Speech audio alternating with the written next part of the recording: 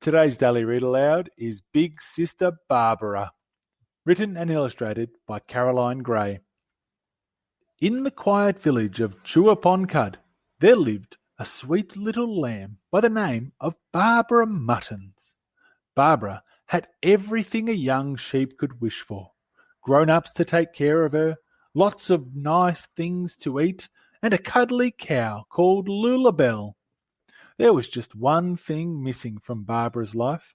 More than anything in the world, she wanted to be a big sister to an actual real-life baby. I would love it and squeeze it, and we'd be the bestest friends in the whole wide world, thought Barbara. Well, sometimes wishes really do come true. A baby was on the way.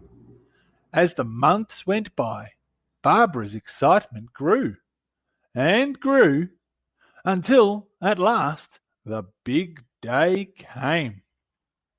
They're here! There in the crib was a big, big surprise. Not one, not two, not three, not even four, but 5 new brothers and sisters. We're going to be the best friends, Barbara whispered. Barbara made every effort to impress the new arrivals. But they were a difficult crowd to please. Have patience, her parents told her. They're still too small to play, but before you know it, they will be big, just like you. How long is that going to take? Thought Barbara. Being a big sister wasn't nearly as much fun as she'd expected. But the babies did grow, and that was worse. First, there was the mess. They chewed and splattered and dribbled all day long. Then there was the noise.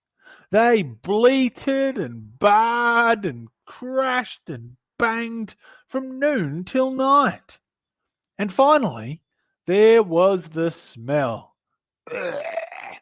How could anything so small be so disgusting? Being a big sister was the worst. Sweet little lambs, no. These babies were monsters! Stop! Please! Not my Lullabelle! Enough is enough, thought Barbara. These babies have got to go. But where? Nana and Pop-Pop wouldn't take them. The charity bins were full to bursting, and the neighbours had more than enough kids of their own. But then a very, very clever idea popped into Barbara's head.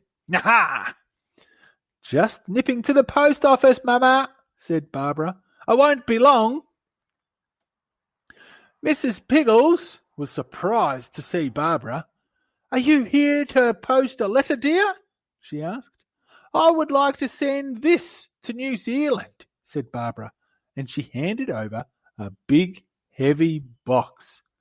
Peace at last, she thought. No more babies.